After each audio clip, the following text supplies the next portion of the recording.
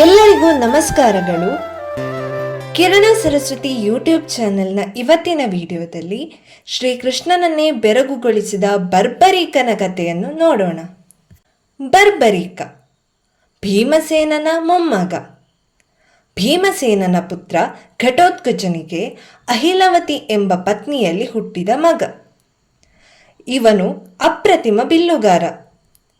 ತಪಶ್ಚರ್ಯ ನಡೆಸಿ ಮಹಾದೇವನಿಂದ ವರಗಳನ್ನು ಪಡೆದಿದ್ದ ಕೂಡ. ಬಿಲ್ಲುಗಾರಿಕೆಯಲ್ಲಿ ಕರ್ಣಾರ್ಜುನರು ಇವನನ್ನು ಸರಿಗಟ್ಟಲಾರರು ಅನ್ನುವಷ್ಟು ಹಬ್ಬಿತ್ತು ಬರ್ಬರೀಕನ ಖ್ಯಾತಿ. ಇಂಥ ಬರ್ಬರೀಕ ಕುರುಕ್ಷೇತ್ರ ಯುದ್ಧ ಘೋಷಣೆಯಾದಾಗ ತಾನು ಯುದ್ಧದಲ್ಲಿ ಪಾಲ್ಗೊಳ್ಳುವೆನೆಂದು ರಣಾಂಗಣಕ್ಕೆ ಬರುತ್ತಾನೆ. ಆಗ ಕೃಷ್ಣ ಯುದ್ಧದ ತಯಾರಿ ನಡೆಸುತ್ತಾ ಕುರುಕ್ಷೇತ್ರ ಯುದ್ಧ ಮುಗಿಯಲು ಸುಮಾರು ಎಷ್ಟು ದಿನಗಳು ಬೇಕಾಗಬಹುದು? ಕೌರವ ಪಾಂಡವ ಪ್ರಮುಖರನ್ನು ಕೇಳುತ್ತಾನೆ. ಇದಕ್ಕೆ ಉಭಯ ಬಣಗಳ ಮಹಾರಥಿಗಳು 20, 24, 26, 28 ಹೀಗೆ ತಮಗೆ ತೋಚಿದಷ್ಟು ದಿನಗಳನ್ನು ಹೇಳುತ್ತಾರೆ. ಆದರೆ ಬರ್ಬರೀಕ ಕುರುಕ್ಷೇತ್ರ ಯುದ್ಧ ಮುಗಿಸಲು ಕೆಲವು ನಿಮಿಷಗಳು ಸಾಕು ಅಂದುಬಿಡುತ್ತಾನೆ.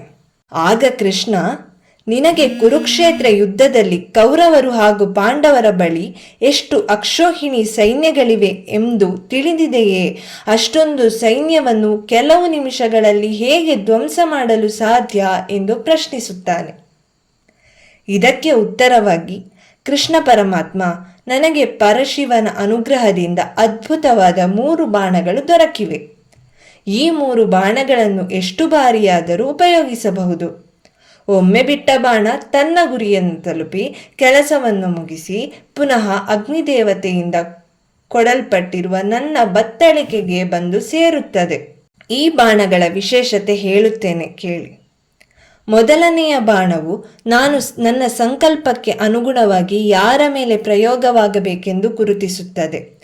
ಎರಡನೆಯ ಬಾಣವು ಶತ್ರುಪಾಳೆಯದಲ್ಲಿ ನಾನು ಯಾರನ್ನು ನಾಶ ಮಾಡಲು ಇಚ್ಛಿಸುವುದಿಲ್ಲವೋ ಅವುಗಳನ್ನು ಗುರುತು ಮಾಡುತ್ತದೆ. ಮತ್ತು ಮೂರನೆಯ ಬಾಣವು ಮೊದಲನೆಯ ಬಾಣ ಗುರುತು ಮಾಡಿದ ವಸ್ತು, ವ್ಯಕ್ತಿಗಳನ್ನು ಒಂದೇ ಏಟಿಗೆ ಕ್ಷಣಾರ್ಧದಲ್ಲಿ ನಾಶ ಮಾಡುತ್ತವೆ. ಜೊತೆಗೆ ಎರಡನೆಯ ಬಾಣ ಗುರುತು ಮಾಡಿದ ವಸ್ತು, ವ್ಯಕ್ತಿಗಳಿಗೆ ಯಾವುದೇ ತೊಂದರೆಯಾಗದಂತೆ ರಕ್ಷಿಸುತ್ತದೆ.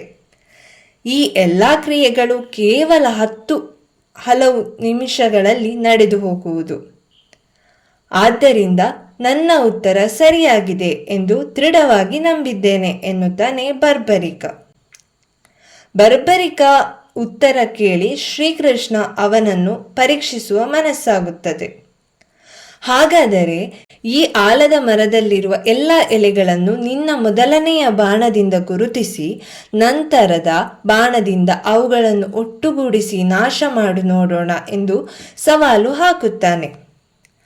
ಅದರಂತೆ ಬರ್ಬರೀಕ ಮರದ ಎಲೆಗಳನ್ನು ಗುರುತು ಮಾಡಿ ಬಾಣ ಹೂಡುತ್ತಾನೆ.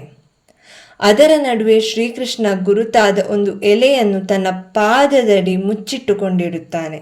ಬರ್ಬರೀಕ ಬಿಟ್ಟ ಬಾಣ ಮರದ ಎಲೆಗಳನ್ನೆಲ್ಲ ಸುಟ್ಟು ಅನಂತರ ಕೃಷ್ಣನ ಪಾದದಡಿ ಬರುತ್ತದೆ. ಕೃಷ್ಣ ಬೆರಗಿನಿಂದ ಪಾದವೆತ್ತಿ ಎಲೆಯನ್ನು ತಲುಪಲು ಅವಕಾಶ ನೀಡುತ್ತಾನೆ. ಬಾಣ ಅದನ್ನು ಸುಟ್ಟು ಹಾಕುತ್ತದೆ. ಇದರಿಂದ ಕೃಷ್ಣನಿಗೆ ಬರ್ಬರೀಕನ ಸಾಮರ್ಥ್ಯ ಅರಿವಾಗುತ್ತದೆ. ಆದರೆ ಇಂತಹ ಅನುಗ್ರಹೀತ ಪರಾಕ್ರಮಿ ಯಾರ ಬಣದಲ್ಲಿ ಯುದ್ಧ ಮಾಡಬಹುದು ಎಂದು ಯೋಚಿಸುತ್ತಾ ಬರ್ಬರೀಕನನ್ನೇ ಕೇಳುತ್ತಾನೆ. ಅದಕ್ಕೆ ಉತ್ತರವಾಗಿ ಬರ್ಬರೀಕ, ನಾನು ನನ್ನ ತಾಯಿ ಹಾಗೂ ನನ್ನ ಗುರುಗಳಿಗೆ ನೀಡಿದ ವಾಗ್ದಾನದಂತೆ ಯುದ್ಧದಲ್ಲಿ ಯಾವ ಸೈನ್ಯವು ದುರ್ಬಲವೋ ಅವರ ಜೊತೆಗೂಡಿ ಯುದ್ಧ ಮಾಡುತ್ತೇನೆ, ಬಲಿಷ್ಠ ಸೈನ್ಯದ ಪರವಹಿಸುವುದಿಲ್ಲ ಅನ್ನುತ್ತಾನೆ. ಸಂಖ್ಯೆಯಲ್ಲಿ ದೊಡ್ಡದಿದ್ದರೂ ಕೌರವರ ಸೇನೆಯೇ ದುರ್ಬಲ ಸೇನೆ. ಬರ್ಬರೀಕ ಕೌರವರ ಪಾಳೆಯಕ್ಕೆ ಹೋದರೆ ಪಾಂಡವರ ನಾಶ ಖಚಿತ ಎಂದು ಯೋಚಿಸಿದ ಕೃಷ್ಣ ಇದಕ್ಕೇನಾದರೂ ಮಾಡಬೇಕು ಎಂದು ಯೋಚಿಸುತ್ತಾನೆ. ಮತ್ತು ಎಲೈ ಬರ್ಬರಿಕನೇ, ನಿನ್ನ ಮಾತೃಭಕ್ತಿ, ಗುರುಭಕ್ತಿ, ಶೌರ್ಯ, ಪರಾಕ್ರಮಗಳನ್ನು ಮೆಚ್ಚಿದ್ದೇನೆ. ನೀನು ಸಮಾಜದ ಉದ್ಧಾರಕ್ಕಾಗಿ ಯಾವುದಾದರೂ ವರವನ್ನು ಕೇಳು, ಅನುಗ್ರಹಿಸುತ್ತೇನೆ ಎಂದು ಬರ್ಬರಿಕನಿಗೆ ಹೇಳುತ್ತಾನೆ. ಇದಕ್ಕೆ ಉತ್ತರವಾಗಿ ಬರ್ಬರಿಕ, ಭಗವಂತ, ನನಗೆ ಯಾವುದೇ ಅಪೇಕ್ಷೆಗಳಿಲ್ಲ. ನನ್ನಿಂದ ಸಮಾಜಕ್ಕೆ ಉಪಕಾರ ಮತ್ತು ಧರ್ಮವನ್ನು ಕಾಪಾಡುವ ಯಾವ ಕೆಲಸವಾದರೂ ನೀಡು, ನಿನ್ನ ಆಜ್ಞೆ ಎಂದು ಸ್ವೀಕರಿಸಿ ನಡೆಸುತ್ತೇನೆ ಅನ್ನುತ್ತಾನೆ. ತಡ ಮಾಡದೆ ಶ್ರೀಕೃಷ್ಣ, ಹಾಗಾದರೆ ನೀನು ನನ್ನ ಶಿರಸ್ಸನ್ನು ಕತ್ತರಿಸಿ ಕೊಡಬಲ್ಲೆಯಾ ಎಂದು ಕೇಳಿಬಿಡುತ್ತಾನೆ. ಯಾವುದೇ ಗೊಂದಲವಿಲ್ಲದೆ ಮುಗುಳ್ನಗುತ್ತಾ, ನನ್ನ ಶಿರಚ್ಛೇದನದಿಂದ ಧರ್ಮಕ್ಕೆ ಜಯ ಸಿಗುವುದೇ ಆದಲ್ಲಿ ಅದಕ್ಕೂ ನಾನು ಸಿದ್ಧ. ಆದರೆ ನನ್ನದೊಂದು ಮನವಿ, ನಾನು ಈ ಕುರುಕ್ಷೇತ್ರ ಯುದ್ಧವನ್ನು ಸಂಪೂರ್ಣವಾಗಿ ನೋಡಲು ಅವಕಾಶ ಕಲ್ಪಿಸು ಅನ್ನುತ್ತಾನೆ ಬರ್ಬರಿಕ. ತಥಾಸ್ತು ಎಂದು ಹರಸಿದ ಶ್ರೀಕೃಷ್ಣ ತನ್ನ ಸುದರ್ಶನ ಚಕ್ರದಿಂದ ಬರ್ಬರಿಕನ ಶಿರಚ್ಛೇದ ಮಾಡುತ್ತಾನೆ ಮತ್ತು ಆ ಶಿರವು ಕುರುಕ್ಷೇತ್ರ ರಣಾಂಗಣದ ಬಳಿ ಎತ್ತರದ ಗುಡ್ಡೆಯ ಮೇಲೆ ಬೀಳುವಂತೆ ಮಾಡುತ್ತಾನೆ. ಬರ್ಬರಿಕನ ಶಿರಸ್ಸು 18 ದಿನಗಳ ಕಾಲ ಅಲ್ಲಿಂದಲೇ ಯುದ್ಧವನ್ನು ವೀಕ್ಷಿಸುತ್ತದೆ. ಯುದ್ಧ ಮುಗಿದ ಬಳಿಕ ಅವನ ಬಳಿ ಬಂದ ಶ್ರೀಕೃಷ್ಣ, ಬರ್ಬರಿಕ, ಕುರುಕ್ಷೇತ್ರ ಯುದ್ಧದಲ್ಲಿ ಕೌರವರು ಸಂಪೂರ್ಣ ನಾಶವಾದರು. ನಿನ್ನ ಪ್ರಕಾರ ಪಾಂಡವರು ಯುದ್ಧದಲ್ಲಿ ಜಯಗಳಿಸಲು ಕಾರಣವೇನು? ಯಾರ ಪರಾಕ್ರಮದಿಂದ ಅವರು ಕೌರವರನ್ನು ಸೋಲಿಸಿದರು ಎಂದು ಕೇಳುತ್ತಾನೆ. ಅದಕ್ಕೆ ಉತ್ತರವಾಗಿ ಬರ್ಬರಿಕ, ಪರಮಾತ್ಮ, ಇಲ್ಲಿ ಯಾರ ಶಕ್ತಿ, ಯಾರ ಪರಾಕ್ರಮ ಎಂಬುದು ಮುಖ್ಯವಲ್ಲ. ಪಾಂಡವರು ಜಯಗಳಿಸಲು ಕಾರಣ ಕೇವಲ ನಿನ್ನ ಅನುಗ್ರಹ ಮಾತ್ರ. ಕೌರವರು ತಮ್ಮ ದಾಯಾದಿ, ಮತ್ಸರ, ದ್ವೇಷ, ಅಸೂಯೆಗಳಿಂದ ಅವನತಿ ಹೊಂದಿದ್ದಾರಷ್ಟೇ ಅನ್ನುತ್ತಾನೆ. ಅವನ ಉತ್ತರದಿಂದ ಸಂತುಷ್ಟನಾದ ಶ್ರೀಕೃಷ್ಣ, ನಿನಗೆ ಸದ್ಗತಿ ಪ್ರಾಪ್ತಿಯಾಗಲಿ, ನೀನು ಮೋಕ್ಷವನ್ನು ಹೊಂದು, ನಿನ್ನ ಶೌರ್ಯ ಪರಾಕ್ರಮಗಳು ಮತ್ತು ಪ್ರಜ್ಞೆಗಳಿಂದಾಗಿ ಜನ ನಿನ್ನನ್ನು ಪೂಜಿಸುವಂತಾಗಲಿ ಎಂದು ಹರಸುತ್ತಾನೆ.